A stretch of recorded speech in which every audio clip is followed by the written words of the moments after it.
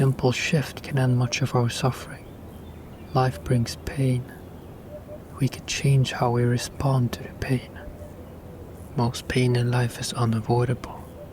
Illness, loss, rejection, disappointment. These are the first arrows that life fires.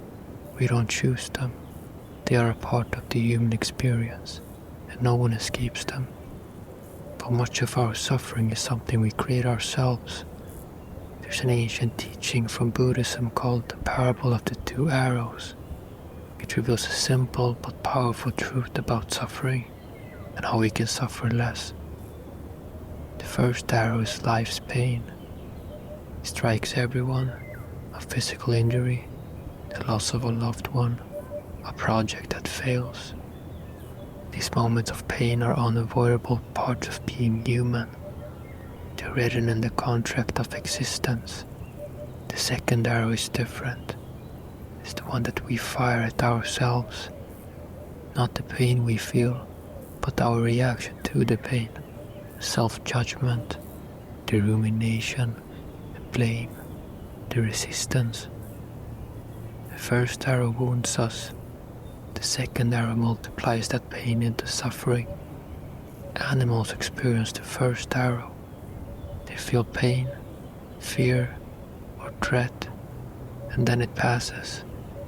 A dog might yelp when stepped on, but it doesn't dwell on the pain or make a story out of it. A bird doesn't question its worth when it fails to catch a worm. Humans often relive the pain. We replay it, analyze it, carry it in our minds long after the moment has passed. We transform momentary pain into extended suffering. Let's look at some examples. You fail at something. The first arrow, disappointment. The second arrow, I'm a failure. I'll never succeed. Why do I even try? Everyone else is better than me. Someone hurts you. The first arrow, pain. The second arrow, replaying the moment for days, months, even years. Nursing resentment or turning the pain inward against ourselves. You fall sick. The first arrow, physical discomfort. The second arrow, why me? This isn't fair. I don't know how I'll get through this. Your partner leaves. The first arrow, heartbreak. The second arrow, I'm unlovable. I'll always be alone. I'll never trust anyone again. Most emotional suffering doesn't come from what happens to us. It comes from the meaning we attach to what happens. From the story we tell ourselves about it. From the judgments we add. The pressure we apply. The resistance we hold. Think about a recent difficulty in your life. Can you distinguish between the unavoidable pain and the suffering you add? Between the event itself and your interpretation of it? Between what happened and what you told yourself it meant? This isn't about rejecting pain or forcing peace. The first arrow is real and it hurts. We should honor that pain, not deny it. We may not avoid the first arrow, but we can choose not to fire the second. This is the beginning of emotional freedom. The ability to feel without judgment. To return to presence without adding a painful story. How do we practice this? First, we develop awareness.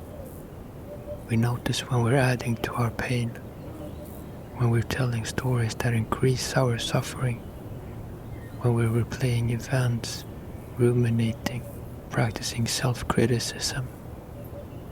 Then we pause, we breathe, we create space between what happens and how we respond. We ask, is this thought helpful? Is this interpretation necessary? Am I adding to my pain? We practice self-compassion by noticing the pain and responding with care. This is difficult. This hurts. May I be kind to myself in this moment. We remind ourselves that pain is universal. I'm not alone in this experience. Others have felt this too. We return to the present moment, not the story of what happened yesterday, not the fear of what might happen tomorrow, just this breath, this moment, this reality, where we notice the second arrow and create even a little space between what we feel and how we react. Something shifts. Suffering softens. Pain becomes manageable, and beneath it, a deeper peace begins to emerge. A sense of being okay even when life doesn't unfold as hoped.